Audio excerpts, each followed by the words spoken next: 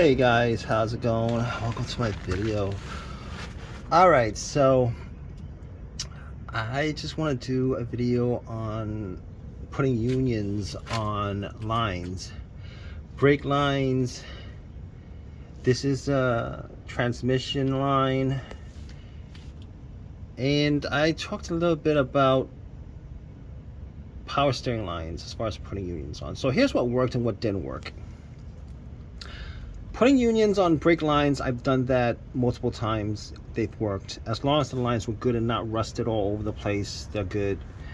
Because if it's rusted all over the place, and I've done that before where the whole entire line, 99% of the line was rusted, whatever pressure that put that hole in that line, it's going to just move to the next weakest point of the line. But overall, if you guys are putting unions on a brake line, definitely good.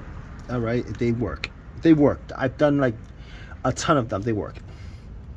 Now, this is a transmission line, and as you guys can see, that's a transmission line, and unions will work for transmission lines. All right, because at the end of these lines, it's pretty much rubber, and the only reason why these lines right here are metal because it's exposed. The rubber portion, the rubber portion is actually somewhere right here, and you can see that it's flexible. It's like all over the place. I was wondering why it was all over the place, because this line connects to a rubber hose. This line connects to a rubber hose. And the only reason why it's metal is because it's exposed to the elements, snagging, rust, whatever, water, whatever. All right, so I'm confident that it's not entirely wholly pressurized, as pressurized as maybe a power steering line.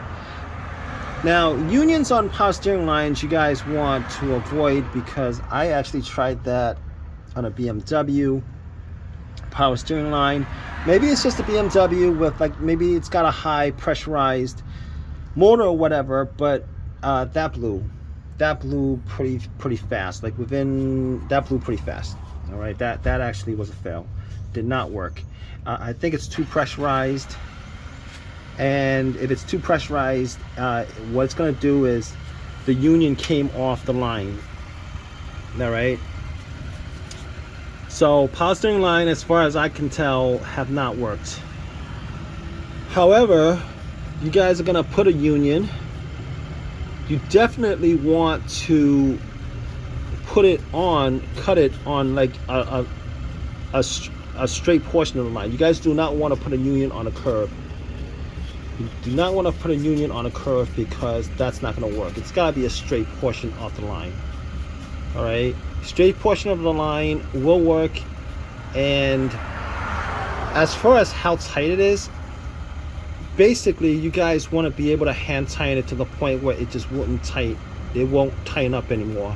All right, and that's pretty much the rule for it. After it's done, you want to make sure there's no leaks. If there are leaks, you want to just retighten it. Maybe put in a couple rounds of tightening.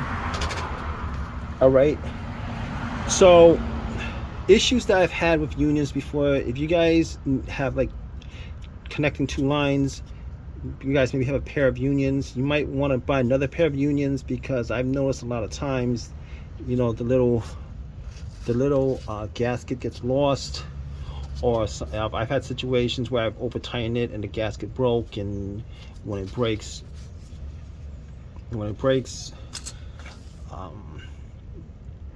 obviously you're gonna have a leak if it breaks.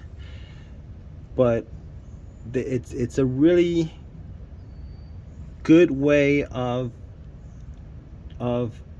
connecting two lines that may have like a pinpoint leak or whatever, or maybe rusted out or something like that. But it works for I haven't tried it on AC, so I don't know if it works for AC lines. I did not try that on AC lines, but I've tried on brake lines.